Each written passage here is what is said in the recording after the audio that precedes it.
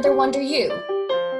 Over hill, over dale, through a bush, through a briar, over park, over pale, through a flood, through a fire, I do wander everywhere, swifter than the moon's sphere, and I serve the fairy queen, to dew her orbs upon the green.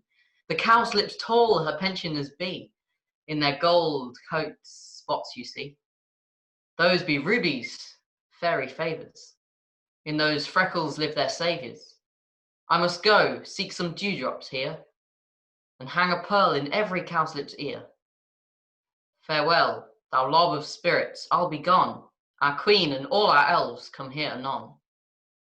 The king doth keep his rebels here tonight. Take heed the queen come not within his sight, for Oberon is passing fell and wrath, because she, as her attendant hath, a lovely child, stolen from an Indian king. Never had she so sweet a changeling, and jealous Oberon would have the child, night of his train, to trace the forest wild, but she, perforce, withholds the boy, crowns him with flowers and makes him all her joy. But and now they never meet, by grove or green, by fountain clear or spangled starlight sheen, but they do swear that all their elves for fear creep into their acorn cups and hide them there. Either I mistake your shape, and making quite, or else you are that shrewd and knavish sprite, called Robin Goodfellow? And are you not he, that frights the maidens of the villagery, skim milk and sometimes labour in the quern, and bootless make the breathless housewife churn, and sometime make the drink of bear no arm, mislead night wanderers, laughing at their harm? Those that hobgoblin call you, and sweet Puck, you do their work, and they shall have good luck. Are you not he? Thou speakest right. I am that merrier wanderer of the night. I jest to Oberon, and make him smile, when I your fat and bean-fed horse beguile, neighing like a filly foal. And sometime lurk I in a gossip's bowl, and in very likeness of a roasted crab. And when she drinks, against her lips I bob, and upon her withered dewlaps pour the ale. The wisest aunt, telling the saddest tale, sometime for 3-foot stool mistaketh me. Then slip I from her bum, down topple she, and all the choir holds their hips and laughs, and in their waxen mirth and knees and swear, a merrier hour was never had there. But room, fairy, here comes Oberon. And here my mistress, would that he were gone. Ill met by moonlight, proud Titania. What, jealous Oberon? Fairies, skip hence. I have forsworn his bed and company. Tarry, rash wanton. Am not I thy lord? Then I must be thy lady. But I know when thou hast stolen away from fairyland, and in the shape of Corin sat all day, playing on pipes of corn and versing love to amorous Helena, why art thou here, come from the farthest step of India? But that forsooth, the bouncing Amazon, your buskined mistress, and your warrior love, to Theseus must be wedded, and you come to give their bed joy and prosperity. How canst thou thus, for shame, Titania, glance at my credit with Hippolyta, knowing I know thy love to Theseus? These are the forgeries of jealousy, and never since the middle summer spring met we on hill, in dale, forest, or mead, by paved fountain or by rushy brook, or in the beached margin of the sea, to dance our ringlets to the whistling wind. But with thy brawls thou hast disturbed our sport. Therefore the winds, piping to us in vain, as in revenge have sucked up from the sea contagious fogs, which, falling in the land, have every pelting river made so proud that they have overborne their continents. The humans, mortals, want their winter cheer, No night is now with him or carol blessed. Therefore the moon, the governess of floods, pale in her anger, washes all the air that rheumatic diseases do abound. And through this distemperature we see the seasons alter. Hoary-headed frosts fall in the fresh lap of the crimson rose, and on old Hyam's thin and icy crown an odorous chaplet of sweet summer buds is as in mockery set. The spring, the summer, the childing autumn, angry winter change their wonted liveries, and the amazed world by their increase knows not which is which. And by this same progeny of evils comes from our debate, from our dissension. We are their parents and their originals. Do you amend it then? It lies in you. Why should Titania cross her Oberon? I do but beg a little changeling boy to be my henchman. Set your heart at rest. The fairy land buys not the child of me. His mother was a votress of my order, and in the spiced Indian air by night, full often hath she gossiped by my side, and sat with me on Neptune's yellow sands, marking the embarked traders on the flood, when we have laughed to see the sails conceive and grow big-bellied with the wanton wind, which she, with pretty and with swimming gait, following her womb, then rich with my young squire, would imitate and sail upon the land, to fetch me trifles and return again, as from a voyage rich with merchandise. But she, being mortal of that boy, did die, and for her sake do I rear up her boy, and for her sake I will not part with him. How long within this wood intend you stay? Perchance till after Theseus' wedding day. And if you will patiently dance in our round, and see our moonlight revels, go with us. If not, shun me, and I will spare your haunts. Give me that boy, and I will go with thee. Not for thy fairy kingdom. Fairies, away! We shall chide downright if I longer stay. Well, go thy way. Thou shalt not from this grove till I torment thee for this injury. My gentle Puck, come hither. Thou rememberest, since once I sat upon a promontory, and heard a mermaid on a dolphin's back, uttering such dulcet and harmonious breath, that the rude sea grew civil at her song, and certain stars shot madly from their spheres to hear the sea maid's music. I remember. That very time I saw, but thou couldst not, flying between the cold moon and the earth, Cupid, all armed. A certain aim he took at a fair vestal throned by the west, and loosed his love shaft smartly from his bow, as it should pierce 100,000 hearts. But I might see young Cupid's fiery shaft quenched in the chaste beams of the watery moon, and the imperial votress passed on in maiden meditation, fancy-free. Yet marked I where the bolt of Cupid fell.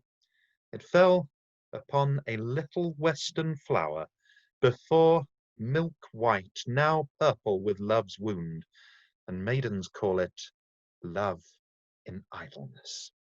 Fetch me that flower, the herb I showed thee once, the juice of it on sleeping eyelids laid, will make or man or woman madly dote upon the next live creature that it sees. Fetch me this herb, and be thou here again ere the Leviathan can swim a league.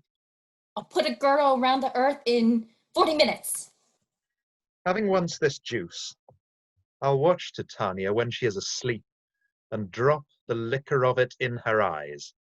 The next thing then she waking looks upon, be it on lion, bear, or wolf, or bull, on meddling monkey, or on busy ape, she shall pursue it with the soul of love. And ere I take this charm from off her sight, as I can take it with another herb, I'll make her render up her page to me. But who comes here? I am invisible, and I will overhear their conference. I love thee not, therefore pursue me not. Where is Lysander and fair Hermia? One I'll slay, the other slayeth me.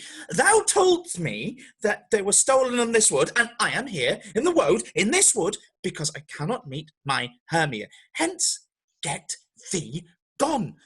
Follow me no more. You draw me, you hard-hearted adamant. Do I entice you? Do I speak you fair? Or rather, do I, in plainest truth, tell you, I do not, nor cannot love you? And even for that do I love you the more. I am your spaniel, and Demetrius, the more you beat me, I will fawn on you. Use me, but as your spaniel. Spurn me, strike me, neglect me, lose me. Only give me leave, unworthy as I am, to follow you. What worse a place can I beg in your love? And yet a place of high respect with me, than to be used as you use your dog. Tempt me not too much the hatred of my spirit, for I am sick when I do look upon thee. And I am sick when I look not on you. Do I impeach your modesty too much, to leave the city and commit yourself and into the hands of one that loves you not? I trust the opportunity tonight to take ill counsel of this deserted place with the rich worth of your virginity. Your virtue is my privilege for that. It is not night when I do see your face, therefore I think I am not in the night. Nor doth this wood lack worlds of company, for you in my respect are all the world. Then how can it be said that I am alone, when all the world is here to look on me? I'll run from thee, I'll hide in the brakes, I'll leave thee to the mercy of wild beasts. The wildest hath not such a heart as you. Run when you will, the story shall be changed. Apollo flies, Daphne holds the chase. The dove pursues the griffin, the mild hind makes speed to catch the tiger. Bootless speed, when cowardice pursues and valour flies. I will not stay these questions, let me go, or if thou followest me, I do not believe I shall do thee a mischief in the woods. Aye, in the temple, in the town, the field you do me mischief. Fie, Demetrius, your wrongs do set a scandal on my sex. We cannot fight for love as men may do. We should be wooed, we were not made to woo. I'll follow thee, and make a heaven of hell, to die upon the hand I love so well. Fare thee well, nymph. Ere he do leave this grove, thou shalt fly him, and he shall seek thy love. Ah, hast thou the flower there? Welcome, wanderer. Aye, there it is. I pray thee, give it me. I know a bank where the wild thyme blows, where oxlips and the nodding violet grows, quite over-canopied with luscious woodbine, with sweet musk roses, and with eglantine. There sleeps Titania sometime of the night, lulled in these flowers with dances and delight. And with the juice of this, I'll streak her eyes and make her full of hateful fantasies. Take thou some of it, and seek through this grove. A sweet Athenian lady is in love with a disdainful youth. Anoint his eyes, but do it when the next thing he espies may be the lady. Thou shalt know the man by the Athenian garments he hath on, effected with some care, that he may prove more fond on her than she upon her love. And look thou, meet me ere the first cock crow. Fear not, my lord, your servant shall do so.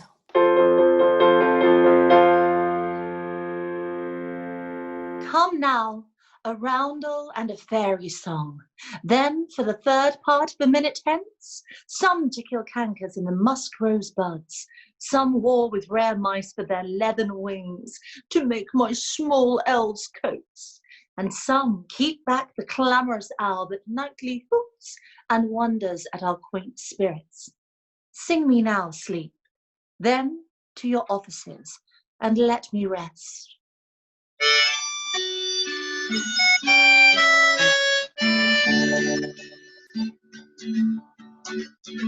You spotted and snakes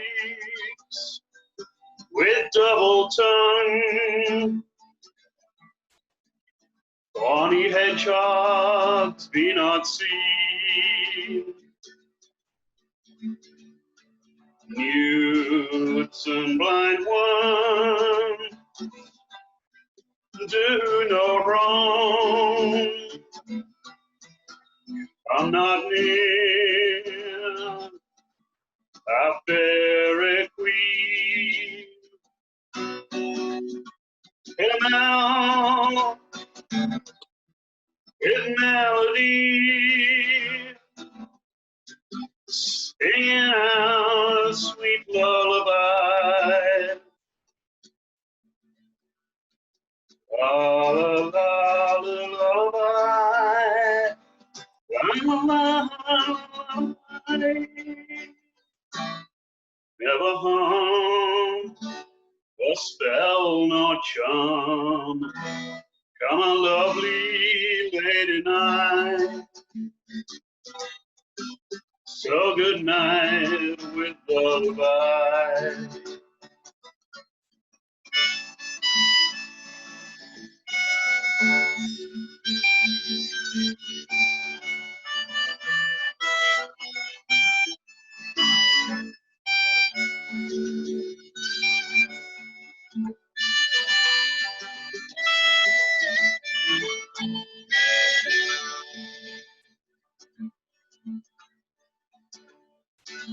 Weaving spiders, I'm not here. Dance you long-legged spinner's hands. Beetles black, approach not near. I'm not snail, do no offense. Fill 'em out with melody, singing out sweet lullaby. Lullaby, lullaby.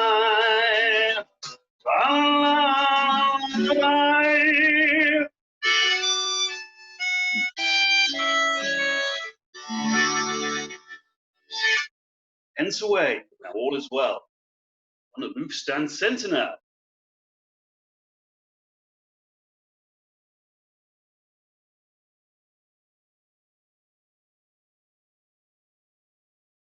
What thou seest when thou dost wake, do it for thy true love take. Love and languish for his sake. Be it ounce, or cat, or bear, pard, or boar with bristled hair, in thy eye that shall appear, when thou wakest, it is thy dear. Wake when some vile thing is near. Fair love, you faint with wandering in the wood, and to speak truth, I have forgot our way. Wilt rest us, Hermia, if you think it good, and tarry for the comfort of the day. Be it so, Lysander. Find you out a bed, for I upon this bank will rest my head. One turf shall serve as pillow for us both, one heart, one bed, two bosoms, and one troth. Nay, good Lysander, for my sake, my dear, lie further off yet, do not lie so near. I'll take the sense, sweet, of my innocence. Love takes the meaning in love's conference. I mean that my heart unto yours is knit, so that but one heart we can make of it, and two bosoms interchained with an oath, so then two bosoms and a single troth. Then by your side no bedroom me deny, for lying so, Hermia, I do not lie. Lysander riddles very prettily. Now much for shrew my pranners and my pride, if Hermia meant to say Lysander lied. But gentle friend, for love and courtesy, lie further off, in human modesty. Such separation as may well be said becomes a virtuous bachelor and a maid. So far be distant, And good night, sweet friend. Thy love never alter to thy sweet life end. Amen, amen. To that fair prayer say I, and then end life when I end loyalty. Here is my bed. Sleep give thee all his rest. With half that wishes eyes be pressed. Through the forest have I gone, but Athenian found I none, on whose eyes I might approve this flower's force and stirring love. Night and silence. Who is here? Weeds of Athens he doth wear. This is he, my master sage. Despise them, Athenian maid, and hear the maiden's sleeping sound on the dank and dirty ground. Pretty soul, she does not lie, neither lack love, this kill courtesy. Churl, upon thy eyes I throw, oh, the power this charm doth owe. When thou wakest, let love forbid sleep his seat on thy eyelid. So wake when I am gone, for I must now to Oberon. Stay, though thou kill me, sweet Demetrius. I charge thee hence, and do not haunt me thus. Oh, wilt thou darkling leave me? Do not so. Stay on thy peril, alone I will go. Oh, I am out of breath in this fond chase. The more my prayer, the lesser is my grace. Happy is Hermia, wheresoe'er she lies, for she hath blessed and attractive eyes. How came her eyes so bright?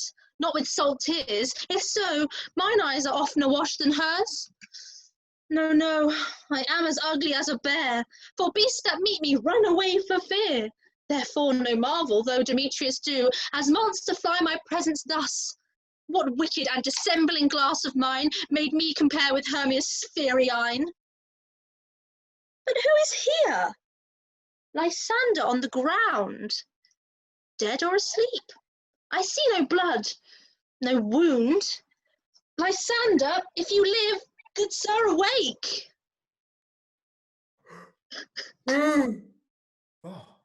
Oh, and run through fire I will, for thy sweet sake, transparent Helena. Nature shows art that through thy bosom makes me see thy heart. Where is Demetrius? Oh, how fit a word is that vile name to perish on my sword. Do not say so, Lysander, say not so. What though he love your Hermia, Lord, what though?